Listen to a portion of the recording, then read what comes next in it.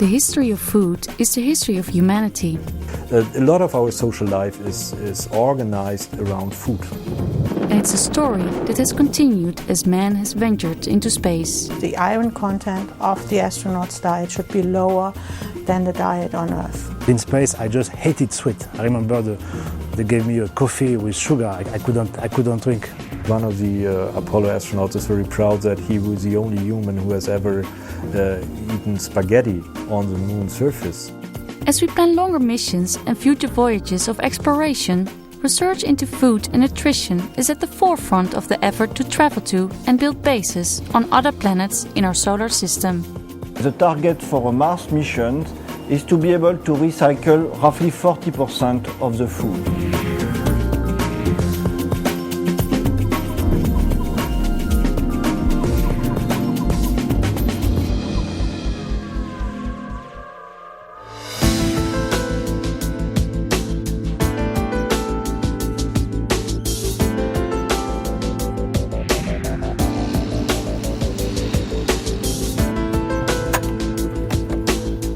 Most of us in Europe are lucky enough to take food for granted.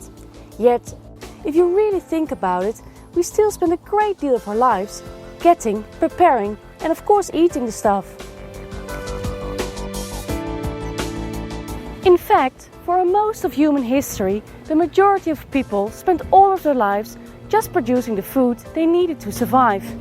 And in many parts of the world, this is still the way millions of people live. It was only in the 19th and 20th centuries that many of us left fields and migrated to towns and cities to work in the factories and the offices of the modern world. The reason that food is such an integral part of our lives is because it provides us the fuel that we convert into energy. This tractor needs fuel to work, but instead of running on diesel, our bodies unlock the energy we need from the food that we eat. This makes food and eating a huge part of our lives.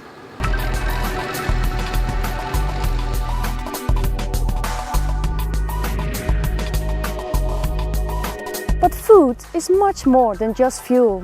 From the moment you were conceived and began to develop in your mother's womb, your body has been getting most of the raw material it needs to build and repair itself from nutrients in food. And it's exactly the same in space. To spend more than a few hours in space, we have to take supplies of food and water with us. I'm a life scientist working for the European Space Agency ESA. At ESA, there are thousands of scientists and engineers involved in research into how we can live in space. We have a big challenge ahead of us. As we plan missions to other planets, we have to find ways of building space farms and actually producing food and water in space. Many of these projects are being tested on the International Space Station, the ISS. The ISS has been built 400 kilometers above our heads in an international effort of research and space exploration. Traveling at 28,000 kilometers per hour, it orbits the Earth 16 times every day. But to really understand food and nutrition in space, let's find out exactly why we need food and how we convert it into the fuel and other essentials for life.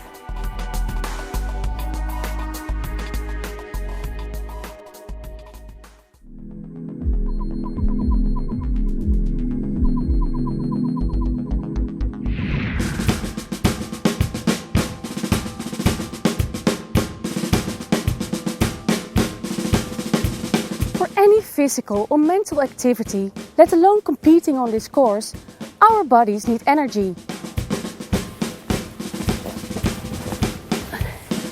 Every time we speak, blink, and even dream, we use energy. The cells in our bodies use the energy stored in food for everything from building proteins, copying genetic information, and of course moving our muscles. Believe it or not, our brains use more energy than any other single organ in your body. Just thinking uses 20% of the energy we need. 3, 2, 1, How is energy stored in food in the first place? food is mostly made up from 3 groups of chemical compounds: carbohydrates, fats and proteins. Back on the road, nice and low. Carbohydrates and fats are mostly used for energy, whilst proteins are the building blocks for every cell in our bodies. But what foods do we need to eat to get these essential ingredients? Foods like bread and pasta are full of carbohydrates. We get fats from milk, cheese and vegetable products such as oil. And we get proteins again from animal products or some vegetables such as soy. Food also gives us the important minerals and vitamins that our bodies need to rebuild themselves and control vital chemical reactions. Like the crude oil that is pumped out of the ground and then converted into the petrol and diesel for our cars, our bodies have to process food to get to the stored energy that is chemically locked up in food. The first part of this process is digestion. As soon as food has entered the mouth and the fats, proteins and carbohydrates have begun their journey through the body, the process of digestion begins. Digestion is a process that requires food and gives off heat and energy. It does this by breaking down the complex molecules of food into simpler, more readily absorbed molecules. Digestion happens as the food travels along the alimentary canal or our gut. The gut is a muscular tube that uses peristaltic action to squeeze the food from our mouth to our anus via our stomach and intestines. During this passage, nutrients are extracted from food in several processes. This starts in the mouth, where food is broken into small pieces by the mechanical act of chewing. Our salivary glands also get to work and produce an enzyme called amylase, which breaks the chemical bonds in carbohydrates, releasing sugars. The partially digested food is then transported through the esophagus into the stomach. The churning action of the stomach further breaks down the food and mixes it with gastric juice. The stomach is a muscular sac. When empty, it's the size of a sausage, but it stretches to the size of a large melon when full. Food remains in the stomach for between 30 minutes and 4 hours. In the stomach, zymogen cells secrete pepsinogen, which is converted into protein-splitting enzyme pepsin. The gastric juice in the stomach is mostly hydrochloric acid and is about 1 million times more acidic than tap water. It provides the optimum pH for pepsin and also denatures proteins into polypeptides and softens connective tissue in meat. The next stage of digestion happens in the small intestine, where further enzymes break down the polypeptide chains into amino acids, carbohydrates into glucose, and fats into fatty acids and glycerol. These are the end products of digestion.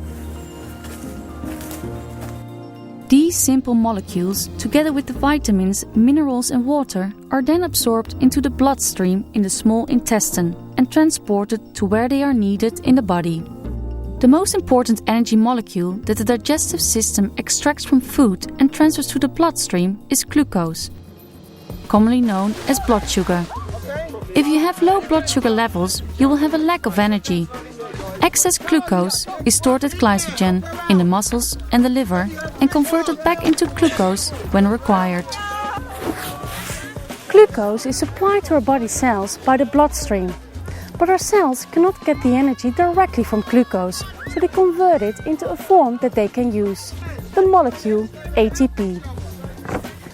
Glucose molecules are broken down by a process known as cellular respiration. This process consists of 3 of life's most important biochemical reactions: glycolysis, the Krebs cycle, and the electron transport chain. Collectively, the system converts each glucose molecule into approximately 30 molecules of ATP. It's an extraordinary fact that the billions of cells in our bodies produce half of our own body weight of ATP every day and then burn it for energy. After the digestive system has extracted all these vital ingredients from the food we eat, what's left passes to the large intestine, where water is extracted and waste material is produced, which eventually passes out of our bodies. So that's how our bodies digest food. But exactly how much and what kind of food should we be eating to stay healthy?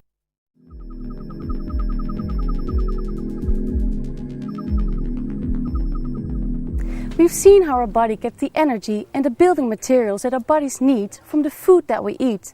But exactly how much food do we need? To understand this, we have to carefully calculate how much energy is contained in food. One way of measuring this is with a bomb calorimeter. The energy in food is counted in kilocalories. Common usage has shortened kilocalories to calorie. 1 calorie corresponds to the amount of food that when burned will raise the temperature of 1 gram of water by 1 degree Celsius. The average grown man needs approximately 2,500 kilocalories a day and women about 2,000. A lot of the calories we consume are needed just to keep us alive, before we do any work.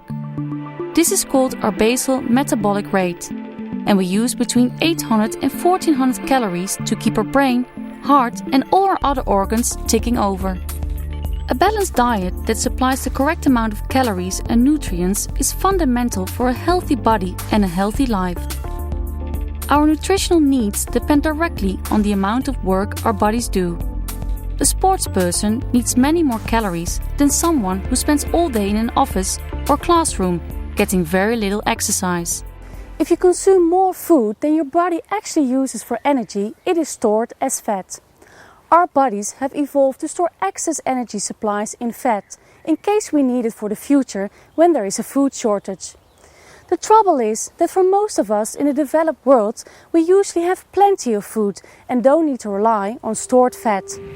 In the last 2 decades, sedentary lifestyles and unhealthy diets has led to the problem of many overweight adults and children worldwide. Being overweight is a major contributor to serious diseases such as high blood pressure, cardiovascular disease and type 2 diabetes. If we eat more than our bodies need, our diet is said to be unbalanced. In space, an astronaut's food intake has to be the ultimate balanced diet. They have to give top performances every day in the most hostile environment in which human beings can survive. So their food has to be both nutritionally balanced and tasty, but weigh as little as possible. A wrong estimate of their nutritional needs may be harmful to their health. It can lead to tiredness, muscular atrophy and cardiovascular problems. So the astronaut's diet is carefully monitored whilst in space by flight surgeons like Dr. Filippo Ongaro. The nutritional intake is monitored in the sense that we know what has been brought on board for that astronaut. So we're able to know in terms of nutrients and in terms of calories what the astronaut is going to eat. And that choice has been made on the basis of the needs that the astronaut has that has been calculated on Earth, including, of course, the physical exercise.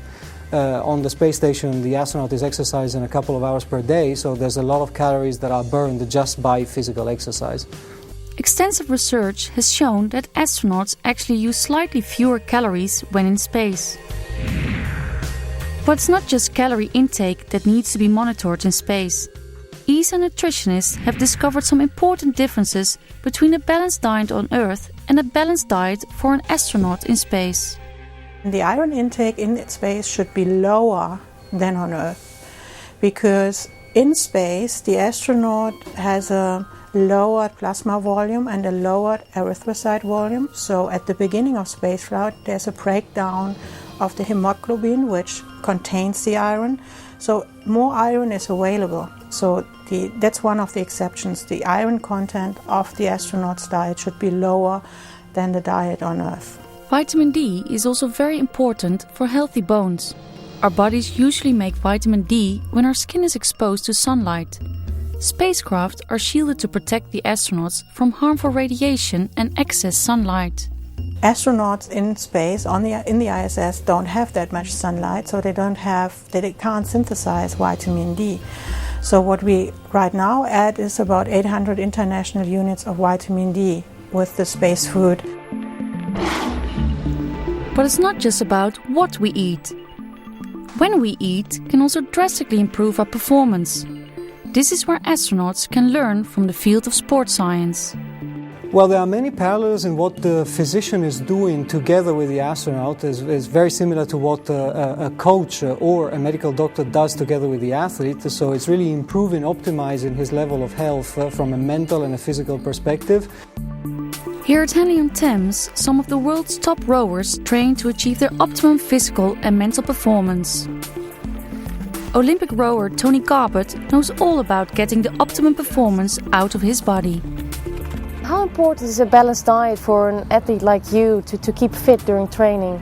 Well, I find it really important to make sure you eat correctly. The big thing we talk about, I guess, is carbohydrates, because without the glycogen stores, which is what's stored in the muscle, that is absolutely key. And if you get that wrong, you're going to be in trouble. What I advise people really is to try and look at what they call complex carbohydrates, which is bran, porridge oats, or wholemeal bread.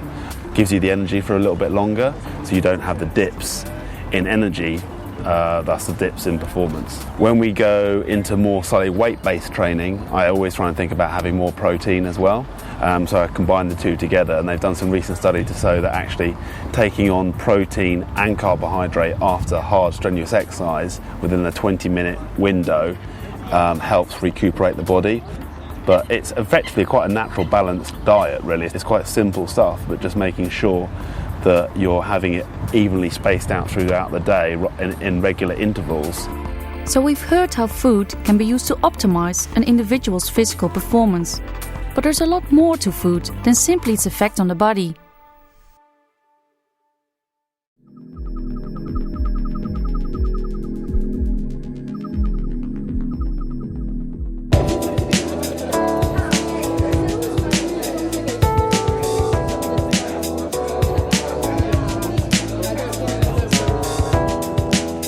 As important as food is, as the fuel and the raw material bodies need, it's not the only reason we eat. Another very important role food plays in our lives is the psychological one. Eating and sharing food with other people is probably the oldest communal act that we know of. It's no exaggeration to say that the societies we live in today had their beginnings in the act of obtaining and sharing food in groups. You can see this in all social animals. Long before we started farming, we worked together hunting and gathering our food. The eating and sharing of food forms the basis of societies throughout the animal kingdom. Nowadays, this has of course changed, and we get most of our food from the supermarket, and we eat alone a lot more than our ancestors. But eating together is still a fundamental part of our daily lives. And the importance of it is recognized by astronaut psychologist Professor Dietrich Manzai.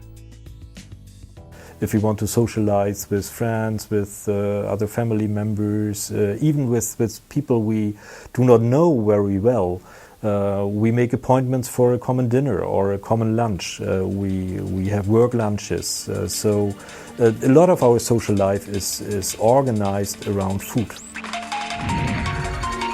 The ISS is big enough that maybe astronauts do not meet too much during the day. So what we have decided for the ISS program is that we want the crew at least once a day to have a common meal. We make sure that the dinner at night is made all together. So you have the time of the dinner and the time after. You can talk together, have a social event, discuss, have joke.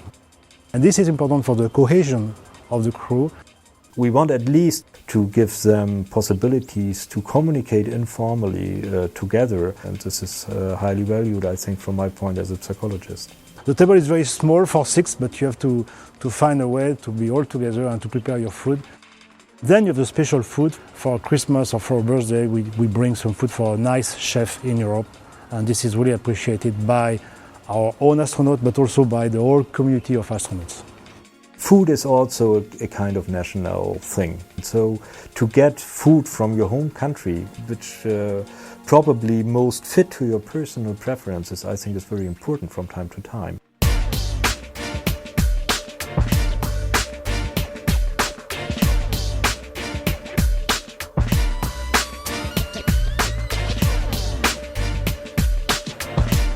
We've seen how crews on the ISS get to change from a range of food particular to their own personal taste and culture.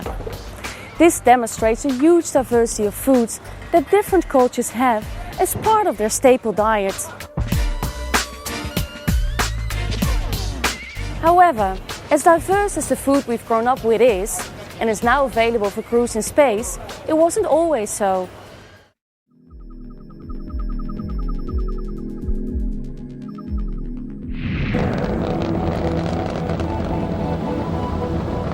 The food that the first astronauts experienced is a testament to their pioneering spirit.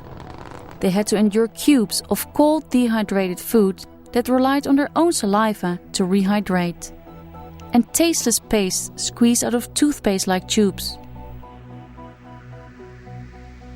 The food was unappetizing, and not surprisingly, they really disliked squeezing it out of tubes directly into their mouth.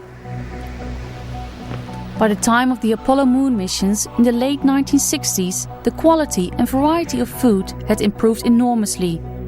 The Apollo spacecraft had hot water, which made rehydrating foods easier and improved the taste. And for the first time, astronauts were able to enjoy their food in space. One of the Apollo astronauts is very proud that he was the only human who has ever eaten spaghetti on the moon surface.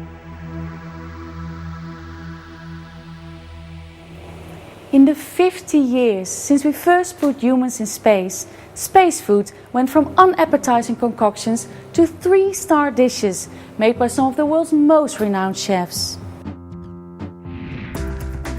ESA has cooperated with European chefs to provide high-quality space food. They also created special meals for astronauts to celebrate New Year, birthdays and the arrival of a new crew. Over 200 recipes are now available. During training, astronauts are invited to choose which meals they would like to eat on their next mission. Dishes range from chicken teriyaki to fruit salad, beef stroganoff and butterscotch pudding. A few months before the mission, they make you choose between something like 500 different meals, and you test the food, not in one day because it would be very hard, so you do that in different days, and you can say, I prefer this food, and you can say, I don't like this food. But the nutrition are looking at your food in terms of a balance of vitamins and quality for your body. So even if you don't like a type of food, you might have it in your package. I remember for my flight, for instance, I was surprised because for breakfast I had fish. We have croissant and cafe, but you don't have fish, so you have to get used to it. But it's not just the odd, nasty surprise in their food package that astronauts have to look out for. It seems that spending time in space affects the astronauts' sense of taste. What astronauts anecdotally tell us is that they lose taste and smell sensations in space, and that's probably one of the reasons why the space food is so high in sodium content, because more salty food tastes better than other food. For me, I like salted food, but in space I wanted even more salted food, you know. And on the ground I don't like too much sweet, but in space I just hated sweet. I remember they gave me a coffee with sugar. I couldn't drink coffee with sugar because it was too much sugar. So your taste has a tendency to change a little bit in space compared to the ground. Having created this fantastic range of foods for astronauts, the next consideration is how to get it into space. Even a great chef's food has to be preserved before it's taken into space. Food scientist Mike Lewis is responsible for developing techniques that will preserve astronauts' food. But he is just the latest practitioner of techniques that have been used for millennia. Mankind has been preserving food in lots of ways, going back 4,000 years. Salting, sugar preserving. Food preservation is very, very old and very traditional. Well, the main purpose of preserving foods is to inactivate the microorganisms or microbes that are naturally present. All preservation methods involve preventing the growth of bacteria, fungi and other microorganisms, as well as retarding the oxidation of fats, which cause rancidity. In today's high-tech food industry, a variety of techniques are used to preserve food, many of which we may not even be aware of. foods that we buy may have been chilled, disinfected or irradiated in order to slow down microbial action. Most of the food consumed by astronauts in space has been preserved in some way. The two most common methods of preserving space food are sterilization, where food is heated to 121 degrees centigrade in a sealed can, and dehydration, where water is removed, hindering the development of microbes and reducing the volume of the food. But whichever technique is used to preserve food for use in space, the original properties of the food are inevitably altered. And George Grimble is researching the consequences of this. Does food preservation degrade the quality of food and degrade its nutritional value? And the answer has to be that it depends on the process that's being used to preserve the food. A lot of research has gone on to try and minimise nutritional changes during food processing. For example, peas, if you buy them and they've been on the market stall for 2 days, would have lost a considerable amount of their vitamin C. And one of the advantages, for example, of quick freezing is to minimise those sorts of changes. What you'll often find is that particularly sensitive components in food, for example vitamin A or vitamin E, can be degraded by atmospheric oxygen. And what this means is that you have to take into account during the processing the amount of vitamin that's degraded and then add an amount back into the food to make sure it reaches the right level. Astronauts don't have to rely only on preserved food. The ISS gets resupplied every few months, so astronauts occasionally enjoy fresh food when a resupply craft has just arrived. The biggest differences between space food and food on Earth are the packaging methods. Space food must be carefully contained so it doesn't float around in the free-fall environment.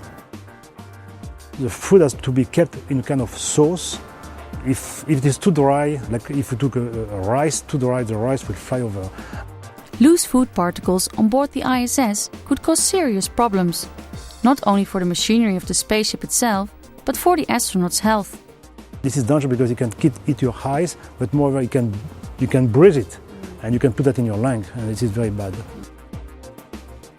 For this reason, things as common as salt and pepper have to be provided in a liquid form.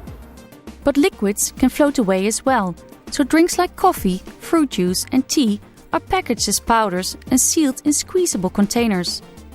Astronauts just add water to the drinks to rehydrate them and drink them with straws. The ISS has a kitchen that is equipped with food storage compartments, food warmers, a food preparation area, a table with restraints so the astronauts don't float away whilst eating, and metal trays that stop the food packages from floating away. But this all depends on food that is regularly resupplied from Earth. In the next section, I'm going to find out how ESA plans to feed astronauts on missions lasting as long as 3 years.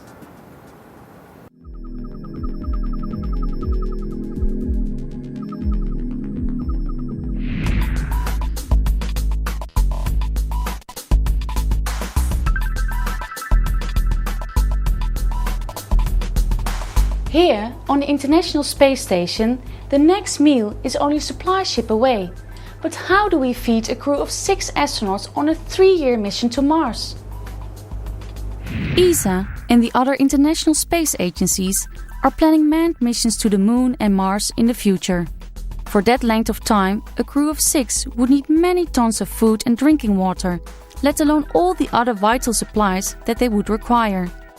Scientists are researching how to extend the shelf life of food for up to 5 years, whilst maintaining a variety of great-tasting foods. However, the most powerful rocket in the world today can only carry a payload of a few tons into space, and a trip to Mars would need many tons of food and supplies.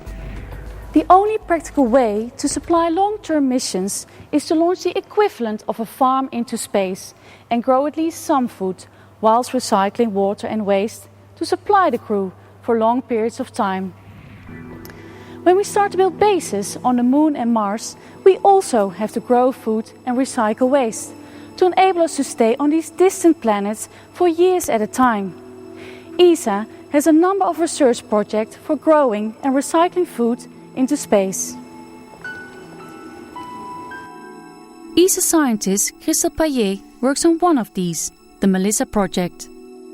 The Melissa project addresses actually the supply of air, water and food for the crew in a closed regenerative system, in the sense that we take actually the waste which are produced by the crew, being fecal material, urine, that we degrade, and from that we regenerate the water, the air, and we produce as well food. Today, the target for a Mars mission is to be able to recycle roughly 40% of the food. Why 40% of the food? Because if you recycle or produce 40% of the food of the crew, directly you produce 100% of oxygen and 100% of the water that the crew will need. The question of which foodstuffs to actually grow in the precious reclaimed resources is not simply a scientific one. There is another criteria which is very important, is the quality of the food you will need to produce. You can fill the requirement in terms of nutrition with wheat only, but you have to consider the acceptance. And if we feed the crew with only wheat, of course we will have probably some difficulties. You just want to eat a fresh tomato or fresh cucumber or a fresh fruit. Melissa has already successfully trialed a closed water recycling system, but this technology is not just applicable in space. You know that today everybody is challenged by the environmental issue and the global warming issue specifically, the water quality, the air quality, the contaminants and everything. And we know already, because we have some success, that the Melissa technology is applicable to Earth, which are already used in the terrestrial application. And I think it's important that people realize this. Since the beginnings of the exploration of space, there have been many technological spin-offs, from advanced composite materials to GPS that we all use in our phones and sat-navs every day. And in a world of increasing population and decreasing resources, systems such as Melissa, developed for space travel, could be the most invaluable spin-off yet. We've seen in this program that food is literally the fuel of life, on Earth and in space. Ensuring adequate supplies of food always has and always will be the most important activity that all living things, from plankton to planetary explorers, do.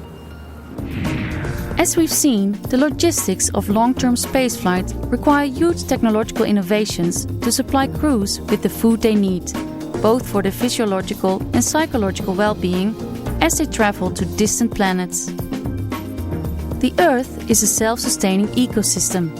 A manned spacecraft that will be away from its home planet for years will also have to be a self-sustaining ecosystem. Or to put it another way, a miniature planet Earth. In many ways, the technological challenges for ensuring future food supplies on Earth are the same as in space.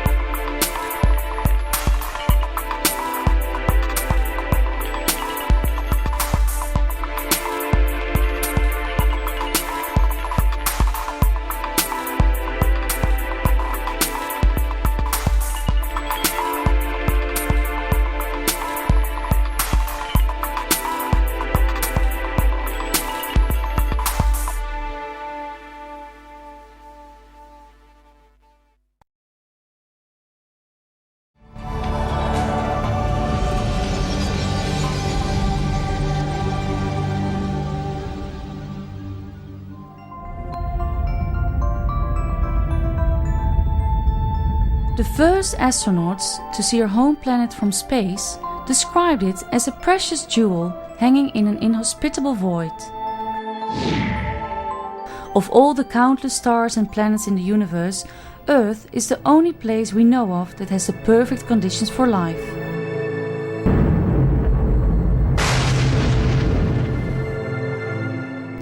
The extraordinary forces contained within the Earth's protective atmosphere interact to create a world of extremes, which allowed life to evolve into millions of diverse forms. Over billions of years, creatures evolved from the oceans that are just beginning to make the leap from the trees to the stars.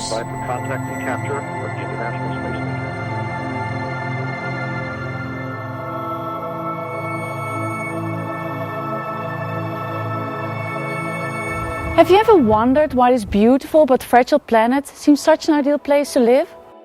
And have you ever thought about how our bodies have developed suitable life support systems to survive here? Whilst up there, space seems such an inhospitable place. And it is. We did not evolve to live there. However, we have already built life support systems that make it possible for us to survive in space for short periods of time, on craft, like the International Space Station.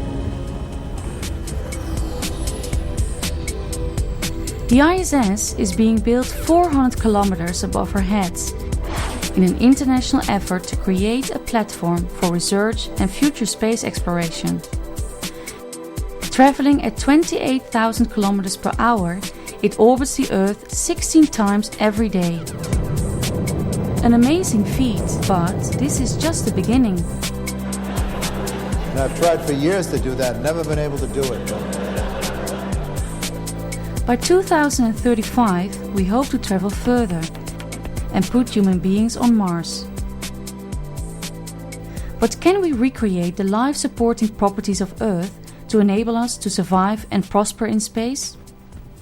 I'm a life scientist working for ESA, the European Space Agency, and I'm going to find out how Earth supports life and how our bodies have evolved to live here. I will show you how we at ESA and other international space agencies are developing life support systems that allow us to travel and live in space for long periods of time.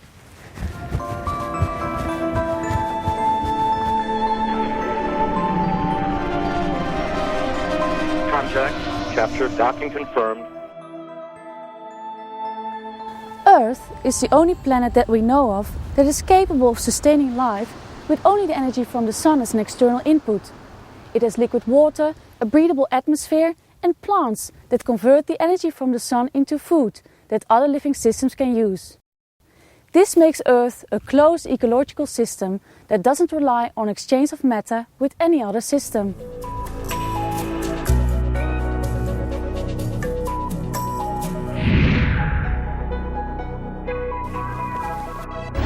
Spacecraft like the ISS are not closed ecological systems.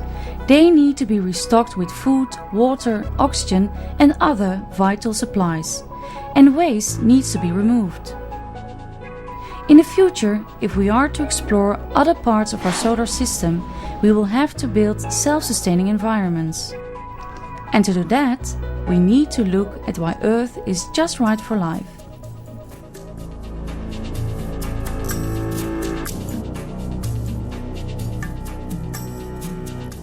Well, the main reason is our planet's distance from the sun. Liquid water is a crucial ingredient for life. If a planet is too close to the sun, the temperature is so high that water cannot exist as a liquid. If a planet is too far from the sun, the low temperatures mean that any water will be frozen. Earth is just the right distance from the sun to allow water to exist as liquid on the surface.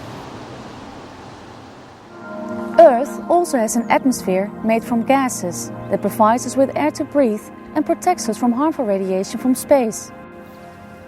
The mass of a planet and its size determine the strength of the gravity at its surface.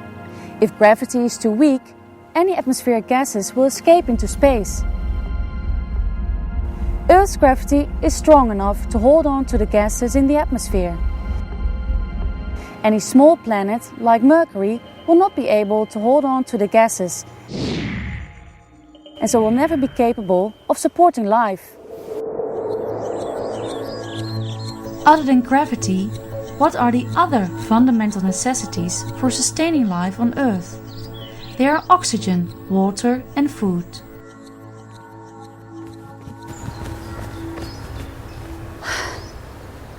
The most obvious thing that Earth's atmosphere provides for us is air.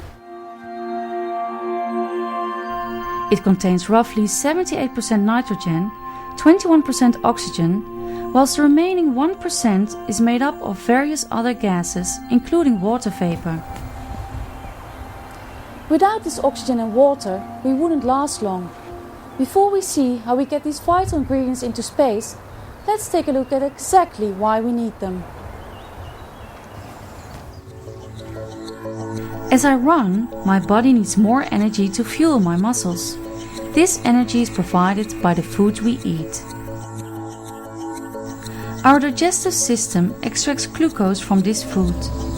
Glucose is a simple sugar packed with potential energy. To access this energy, our cells have to convert it into the cell's energy currency, the ATP molecule. This is where the amazing properties of oxygen come in.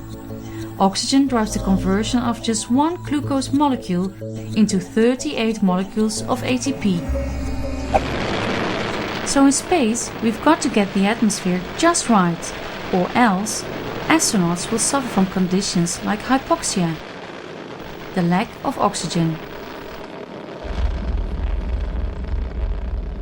Because we've evolved in an atmosphere of 21% oxygen, we're very sensitive to that percentage. If it goes up too much, we'll begin to struggle, and more importantly, if it goes down too much, we'll start to struggle. So if it goes down a little bit, we'll start to see the responses to hypoxia in the body's attempt to try and maintain oxygen supply to the tissues. Of course, at the extreme end of that continua is anoxia, no oxygen whatsoever, and this is something that happens in situations like drowning or suffocation. Now in that situation, the brain can keep going for just a few minutes using the oxygen that it has at its disposal before it becomes irreversibly damaged. So one of the reasons why controlling our atmosphere in space is so important is because our brain is particularly susceptible to reductions in the oxygen in the environment. Just to give you an example, the brain is 2% of the body weight, but uses 25% of the oxygen the body takes in at rest. So the importance of controlling this environment cannot be overemphasized. So the management of the atmosphere in a spacecraft has to be carefully controlled. And it's not just the issue of how much oxygen there is. Just like the atmosphere in this enclosed greenhouse, it's also crucial to get the amount of carbon dioxide just right. The vast number of plants in this greenhouse are quickly using up the carbon dioxide, so the levels of CO2 have to be monitored to make sure the plants have enough of the gas level to keep on growing. In space, it's oxygen that the astronauts need. In fact, since humans breathe out carbon dioxide, astronauts are polluting the air in their own spacecraft as they breathe. And the harder they work, the more they pollute their own air. Too much CO2 is toxic for us, so spacecraft have systems that scrub it out. On Earth, plants are natural CO2 scrubbers. They absorb carbon dioxide during photosynthesis, which is how they make their own food using the energy directly from the sun. In space, it's not so simple. On the ISS, carbon dioxide scrubbers chemically remove excess CO2. These scrubbers use lithium hydroxide powder that reacts with the carbon dioxide to remove the CO2. To manage the removal of carbon dioxide and the supply of oxygen, the atmosphere in spacecraft has to be carefully controlled. On the ISS, oxygen is mainly made from water in a process called electrolysis. Water is split into its component molecules, oxygen and hydrogen, using electricity. Additional oxygen is also supplied from storage tanks carried up to the ISS from resupply spacecraft. Having been given the go for final approach, the Soyuz now has begun its approach to the docking port of the Zarya control module, now just 111 meters. Another vital ingredient provided by our atmosphere is water, or H2O. Our atmosphere recycles the water from the Earth's oceans, providing us with this life-giving liquid. Water is needed by our bodies 24 hours a day to keep millions of complex chemical reactions working. It carries nutrients to our cells and it carries waste away. It keeps our temperature regulated and it provides vital lubrications for our joints and our digestive tract. The level of water in our bodies has to be very tightly controlled, and it only takes a small change in our water balance to make us ill. We are expelling water from our bodies all the time. Around 50% of it goes out in urine and solid waste. About 47% is lost through our skin as sweat. The more we sweat, the more water we lose. And this is why, when exercising, it's important to drink water. The rest we lose like this. That's water vapor from my lungs. An average healthy person can lose almost 2.5 liters of water a day. And when you drink less than you expel, your body starts to dry out or dehydrate. We need fresh water, but 97% of the water on Earth is salt water in the oceans. 2% is trapped as ice. This leaves only 1% available as fresh water. So, how do we get it? The sun's energy heats up the sea, evaporating a tiny amount of it into pure water vapor. This water vapor cools and condenses, forming clouds. When the clouds are fully saturated, the fresh water falls as rain or snow. We call this process precipitation. Wind blows some of these clouds over the land, and that's how it gets into our rivers and lakes, and eventually back into our bodies as fresh water for us to drink. And so the cycle continues, but things in space are not quite so simple. À tous de DDO, attention pour le décompte final. Top, allumage Vulcain.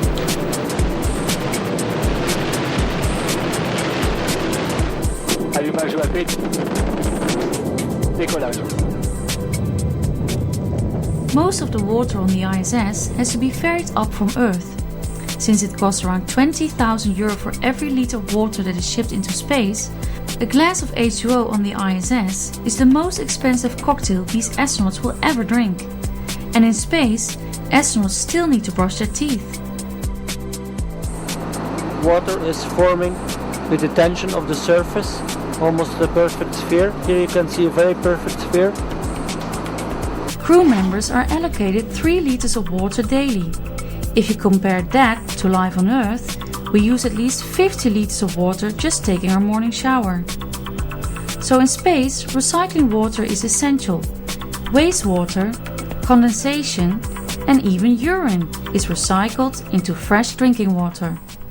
When we journey to distant planets like Mars, we will not be able to resupply the missions from Earth.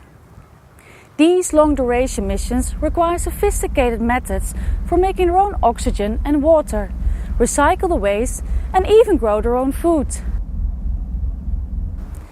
ESA has a number of research projects underway to develop these technologies, one of which is Project Melissa. Dr. Christophe Lesueur is leading the research program to develop a self-sustaining ecosystem. Melissa has been conceived as a self-sustaining ecosystem intended as a tool to understand artificial ecosystems and for the development of the technology for long-term manned space missions. Today, the target for a Mars mission is to be able to recycle roughly 40% of the food.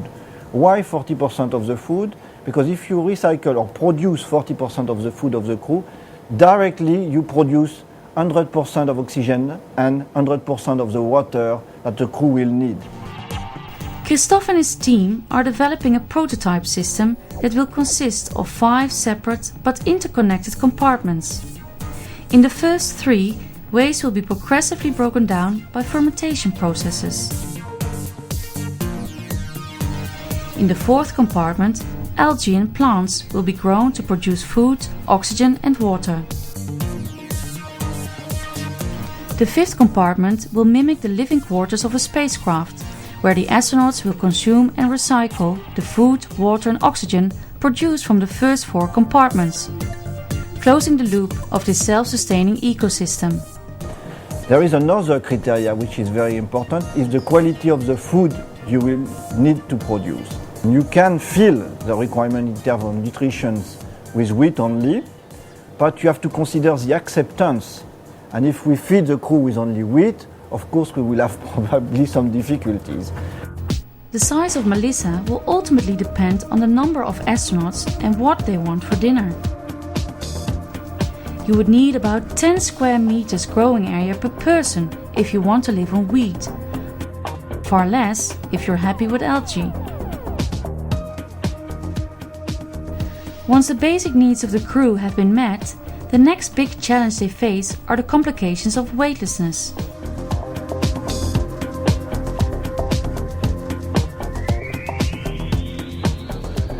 Our bodies have evolved to live with the power of Earth's gravitational pull. Without it, I would experience weightlessness and float around everywhere instead of having to jog. Like me right now, astronauts find the freedom from Earth's gravity exhilarating when in space. But weightlessness also complicates the business of daily life.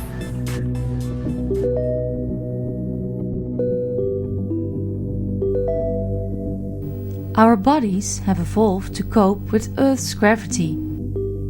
Take gravity away and our bodies begin to develop some unique problems. One of the most visible effects of weightlessness are the puffy faces that astronauts develop in space. On Earth, it is much harder to pump blood up to my head than down to my legs. The heart has to work against gravity. If I keep this up too long, too much blood would flow to my head and not enough to my legs. Quite soon, I would feel pretty awful. In orbit, astronauts are in a weightless environment. It is just as easy for the heart to pump blood to the head as it is to the legs. And so blood collects in the head and astronauts experience puffy face syndrome, which causes nasal congestion, headaches and other ill effects. Astronauts' legs also suffer. The legs get less blood and grow thinner. Our muscles are also affected by weightless conditions. They lose tone and mass, eventually leading to muscular atrophy, the wasting away of muscle. It's use it or lose it, and the same goes for our bones. We think of bones as rigid pillars. But like muscle, bones are actually dynamic living tissues that constantly reshape themselves in response to the stresses placed on them. Osteoarchaeologists like Dr. Christopher Knoesel and his team study the effects that different lifestyles had on bones in the past. Here they are looking at the bones of a medieval archer. This research gives valuable insights into the effects of weightlessness in space. Amongst the things that we know about the medieval period and these soldiers is the longbow was one of their chief weapons, and oftentimes it was the weapon of choice. What's amazing is that, at least in this case, this individual's body has in a sense been shaped by that particular activity because it formed a dominant part of their training from the time they were very, very young. So their body has been altered. It's almost like you can sort of read the activity from the bone. You can see that especially in this region here, this bone, the right side, is much more curved. So it's got more torsion in it. You can actually see that the left one here is a bit broader in this dimension. There's more bone in the left elbow region. What these individual human remains tell us about bone tissue is that it's very, very plastic. It's changeable, malleable, alterable. But importantly as well, it's not just the muscle-bone interaction and movement, it's also weight and gravity. The implications for space travel are over a long period of time. What you will probably see is a lack of density in the bones, simply because the forces aren't acting in the same way on them that they would in an Earth environment. Normally, two types of bone cells called osteoblasts and osteoclasts, are constantly building and destroying bone material. But in space, the lack of stress on the bones affects the function of these cells, leading to loss of bone mass. So each month in space, an astronaut can lose up to 2% bone mass, as well as suffering from muscle atrophy. Yes, that's good. Separation. Undocking confirmed at 2:44 p.m. Central Time. You can imagine that on a 2-year round trip to Mars, this would be very serious if nothing was done about it.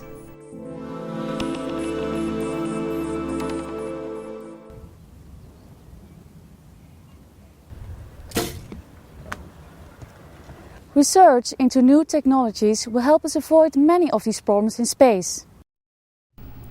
This young archer is using a modern bow made of lighter, stronger materials, giving it the same power as a 15th century weapon. New technologies have contributed to helping him avoid the physical problems experienced by his ancestors. Similarly, ESA is developing new materials and testing innovative technologies that will one day help astronauts spend long periods of time in a weightless environment without damaging their bodies. Currently, astronauts have to exercise for at least 2 hours a day and eat a careful diet to counter weightlessness effects. But this is only a partial solution. These effects can not only be studied in space, but also on the ground. At MEDES, the French Institute for Space Medicine and Physiology in Toulouse, France, research for ESA is conducted in bed rest experiments. A bed rest study is a model used to mimic weightlessness on ground.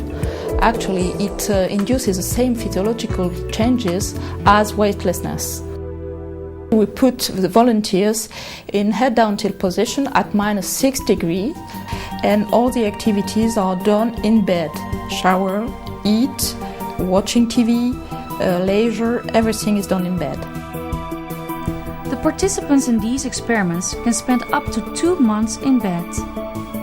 The bed rest studies have two aims. The first one is to study physiological changes induced by microgravity.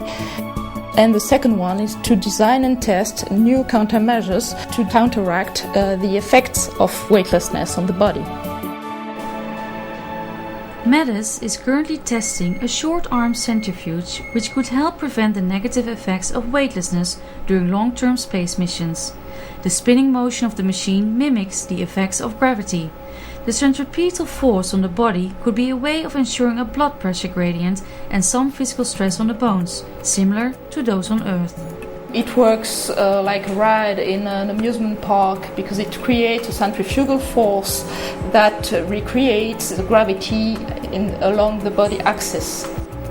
The idea is that astronauts would spend a short time in the machine every day to counteract the effects of weightlessness. You could call it a trip to the spin gym.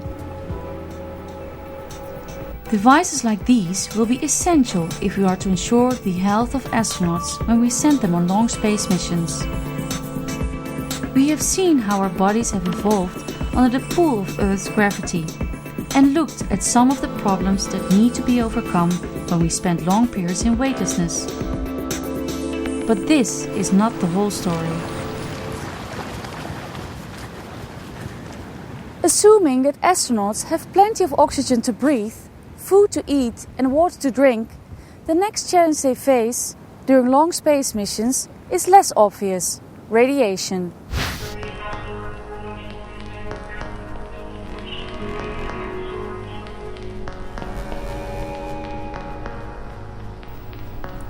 We have evolved to live with protection from the radiation coming from the sun and from outer space. Earth protects us from this lethal radiation in two ways.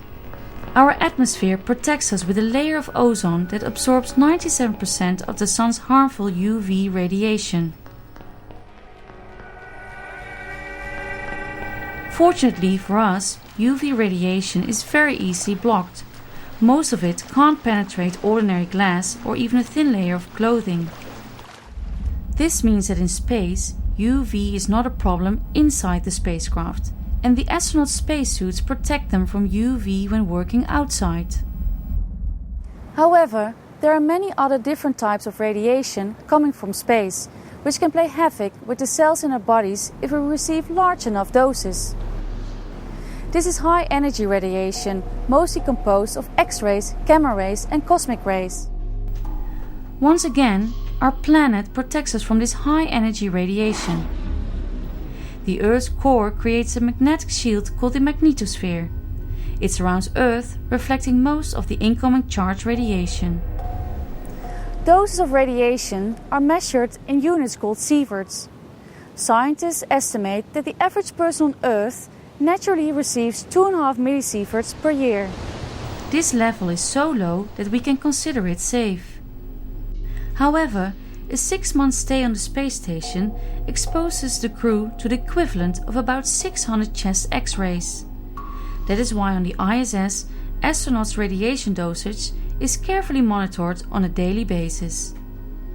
A round trip to Mars would expose an astronaut to a dose of radiation that is the equivalent of their lifetime's limit, enough to give them a very high risk of developing cancer. This is clearly unacceptable, and ESA is developing technologies to reduce these risks. To look at the long-term implications of high radiation exposure, a human-like torso called Matryoshka was fixed to the outside of the ISS in 2004. It is made of natural bone and human tissue-like material. Continuing with mounting activities for the Matryoshka experiment. After 1.5 years of exposure, it was brought inside the ISS to measure the radiation there. The results will be used to develop technologies to protect space travelers from radiation during long periods of time in space.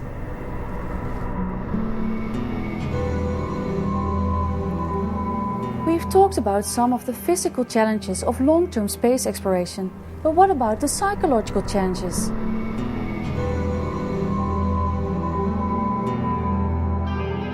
Scientists like Dr. Oliver Angerer are studying the psychological effects of confinement and the implications for long missions in space.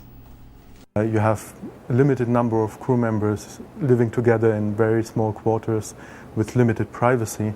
So any small factor of daily life, certain habits that people have, for example, that you would disregard in a normal terrestrial environment, simply become much more important and can lead to significant conflicts.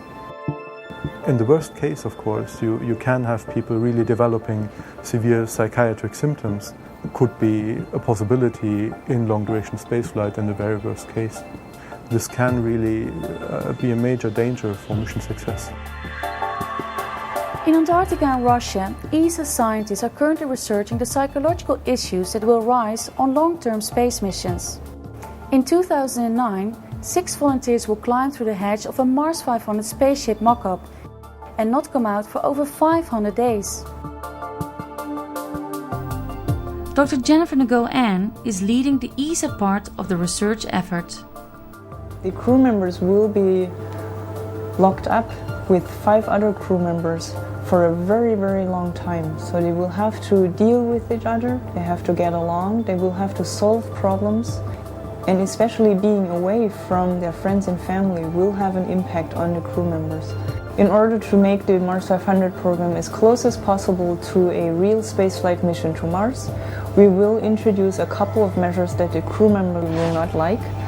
Among those are that they will have to eat the food like astronauts on the International Space Station. There will be a communication delay. In the worst case, we are looking at a 20-minute communication delay.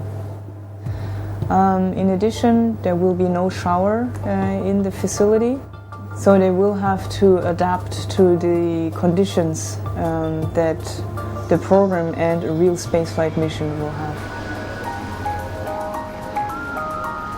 As we have seen, there are many challenges to long-term spaceflight.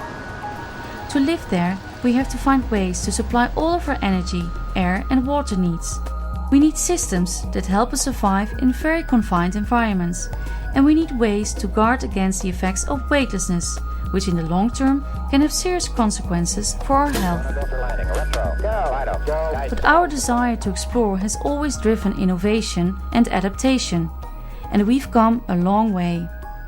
In as little as 10,000 years, we have developed technologies that have totally transformed us and the world in which we live. In the last 50 years, we have put man on the moon, and now ESA and its partners have a permanent crew of astronauts on the ISS, where we are preparing to take the next step. We're only at the beginning of our journey. Who knows where it may lead? Will you be one of the first pioneering explorers on Mars? Or perhaps you'll be one of the many space scientists like me that will help to make it all possible.